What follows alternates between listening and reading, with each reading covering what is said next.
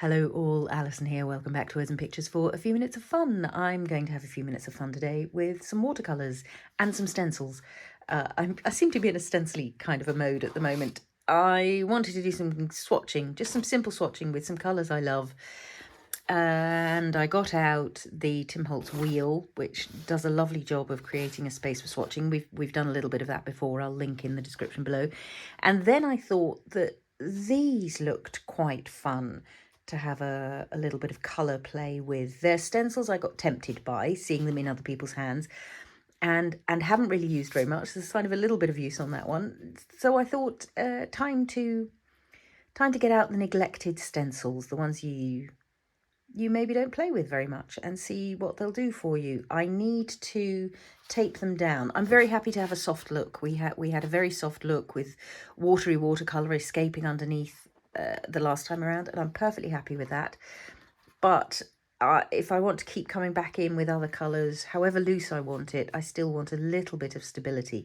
So what I'm going to do is just tape down, I think I might just tape down one side. This is something Tim does, and hope that that gives me enough stability, because taping down one side means that, as he points out, you can lift up partway through and see what you're getting. On the other hand, because I'm going to be working with very loose, watery watercolours, maybe I need to just save that moment. Maybe better for me is going to be to have that more firmly in place. Oh, look, there's a bit of leftover design tape from the other day here. I'm just thinking about, I need it to be slightly narrower along this side. I think that might help me. So with these, the three of them barely fit on the page. So I'm thinking that maybe what I can achieve, and then I'll be left with three backgrounds, so I can trim those later, or I can leave them as they are. I'm thinking I'm going to go down sort of the side of the block of paper. This is, oh look, it's completely come off. That's helpful. Let's leave that block there. This is a sort of medium expensive, medium cheap, I would say, watercolour paper, the Goldline pad that you've seen me use before. And it's, for this kind of mixed media work, it's absolutely fine to use. If you're doing more serious watercolouring, seriously, the more expensive the paper you invest in, the more you're going to enjoy the results. So I'm planning to put a line down here, and then a line of tape that's going over the sides. I kind of feel like you don't need to see me mess with that, so I'll be back in a sec. Grand. So this is just typical decorator's masking tape, very cheap stuff. I've got it taped down at the edges here. There's just enough space in between the stencils for it to have a little bit of hold there. I've sort of peeled it back from that one circle that it was overlapping on. There's a little bit of bounce back going here, so water and paint is going to escape under there, but as I say, I'm happy with that loose look. I think we might start with this one. And I've taped down this, which again is one that I'm not sure I've ever used. It's shame.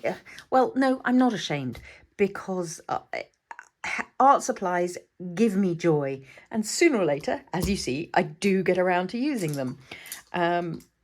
So I'm not going to apologise for spending money on a thing that gives me joy.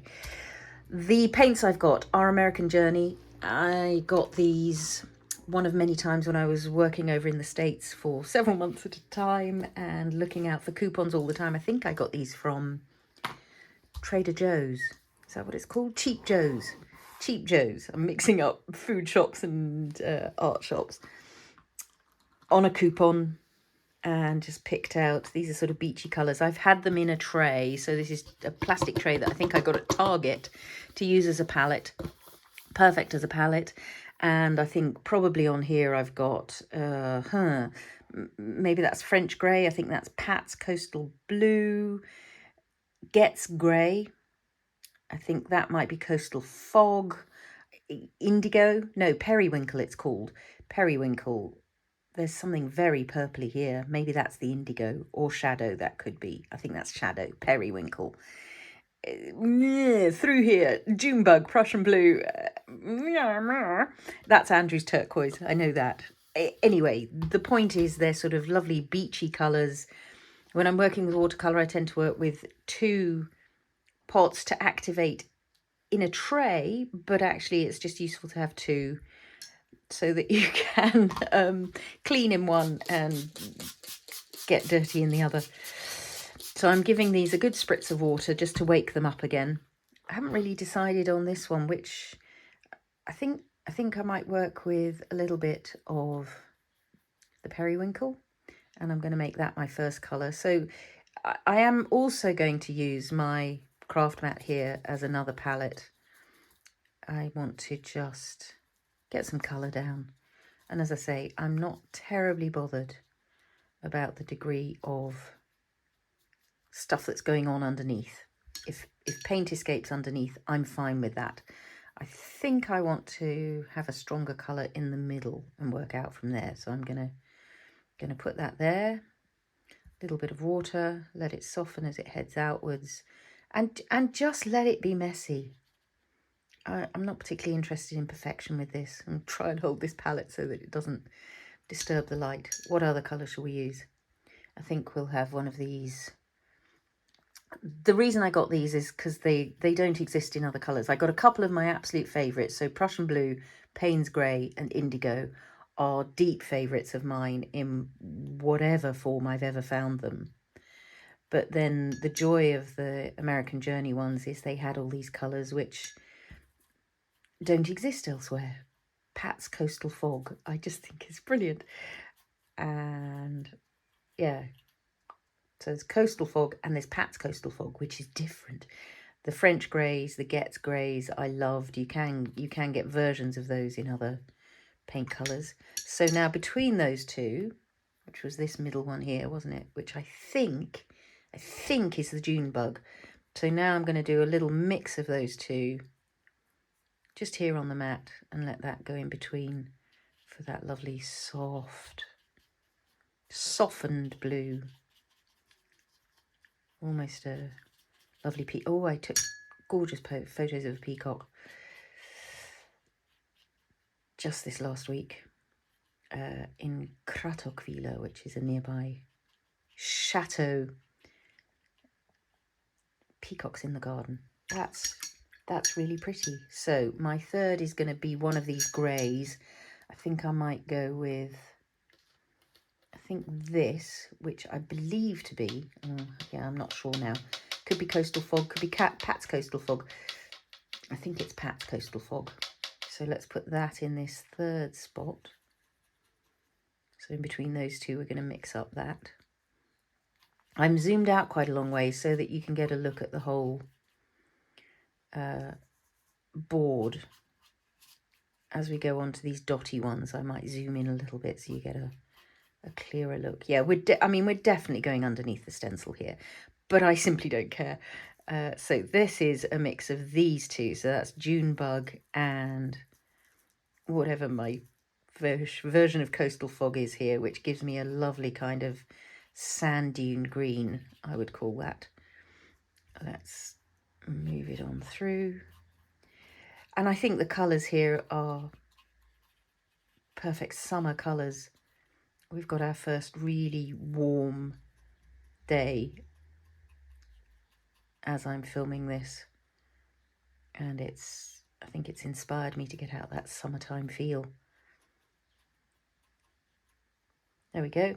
And so here, what I want is a mix of probably want to mix the indigo and this one so that it is completing the circle, even though we haven't gone all the way around the circle, if you see what I mean. So that's just a mix of, I keep calling it indigo, Periwinkle. Oh, what a beautiful grey that is. Beautiful blue grey. Oh, I love that. My camera, yes I am. So again, just letting that spread, just letting that be loose and soft. And again, from just 3 colours, what a glorious array.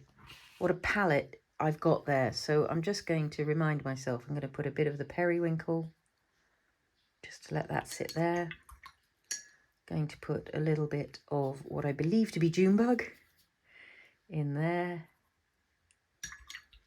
And I'm going to put a little bit of, Pat's Coastal Blue in there. Let them spread out a little bit. Yeah, lovely. Look at that. How the pigment moves on the paper is really quite lovely. And that's partly the quality of the paint, which is gorgeous. And it is partly the helpfulness of the watercolour paper. Grand. That's a really lovely start. Very happy with that. Might leave these here just for now. Do we want to have a look underneath? Do we want to let it... I'll let it dry a little bit and then we'll have a look underneath. It's going to be messy and I'm fine with that. So continuing to play, and put it somewhere flat to dry to help as much as possible.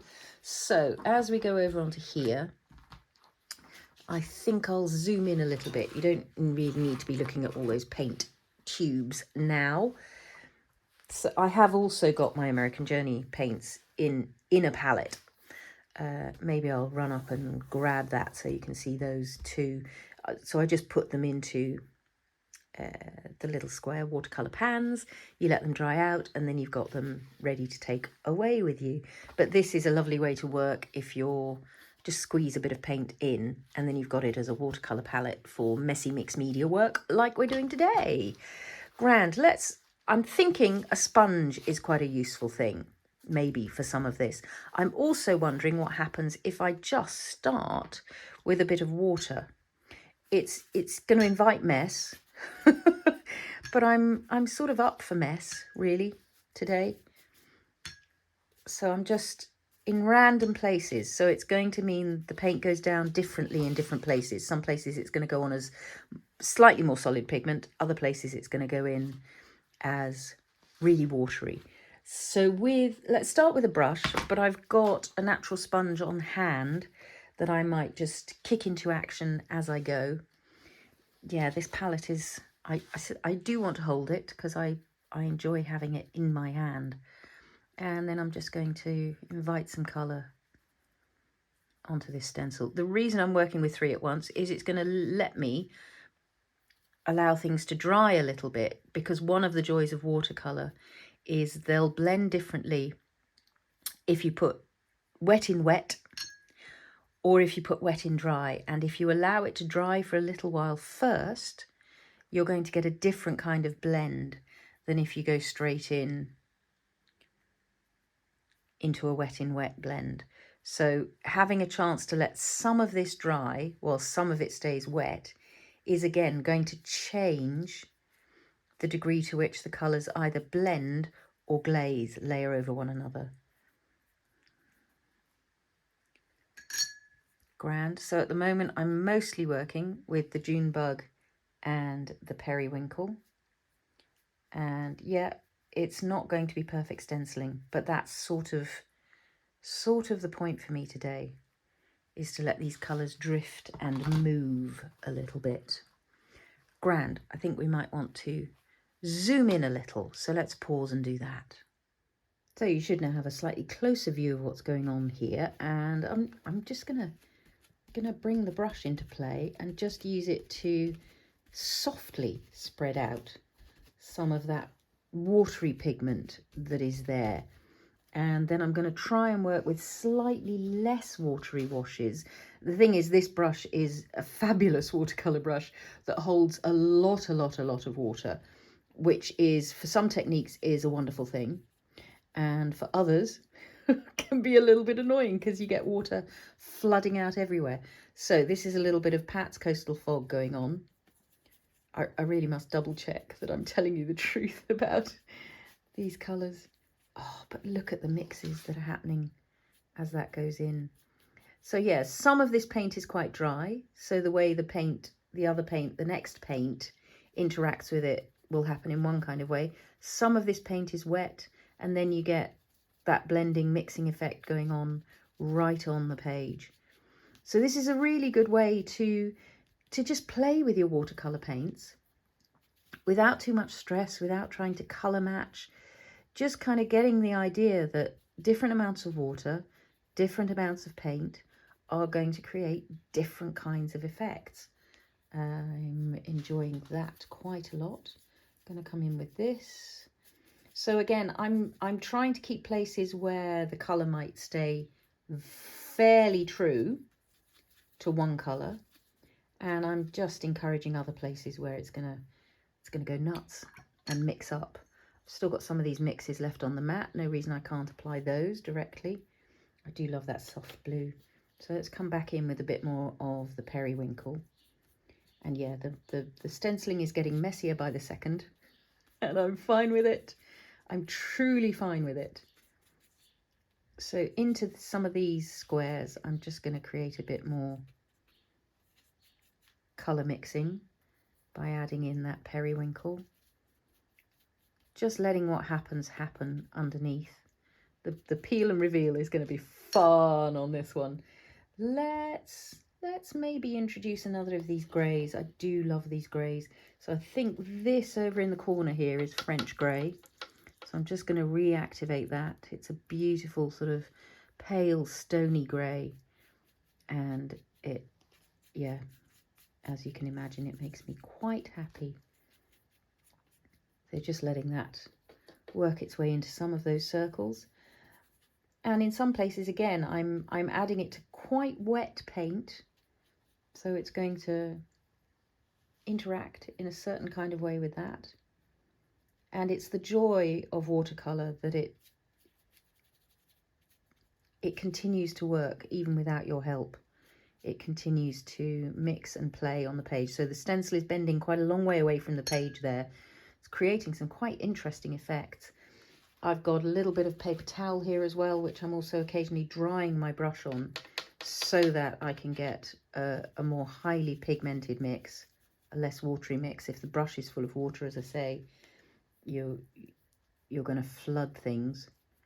And sometimes that can be a really interesting thing to do. And sometimes it's just not what you're after. So one of the things I'm quite keen to do here is to flip onto a sheet of paper. So I'm realizing that what I'm going to need to do is pull up this one here so that I can have this sheet of paper ready to play, and then once I've peeled those up I can use that. So in order to get the full effect of a flip, what I want to do is just encourage a little bit more pigment onto some more places here. Oh look, the Getz Grey is getting in the mix. I'm really happy with that. I love the Getz Grey. It's just got it's got a depth to it that is really quite exciting. So I'm encouraging deliberately some more paint onto the spaces in between, bit more pigment into the spaces in between. And again, what happens underneath happens underneath. What I might, I could go, so options. I could go for a print straight over the top like that, or I think it might be time to peel some stencils up. So starting from this edge, I'm going to grab this one, peeling up from the middle here. Again, I'm creating some tape here that might be quite nice to hang on to, so I'm going to try and encourage that not to peel up. And then I'm coming straight over here. Oh, look at that. But no time to celebrate that. I need to get this onto here first. There we go, straight down. A little bit of paper towel just to encourage that paint off the stencil and onto. So I'm pressing down quite firmly. It's the version of stencil flipping. You know this, we've done this multiple times, but I love it.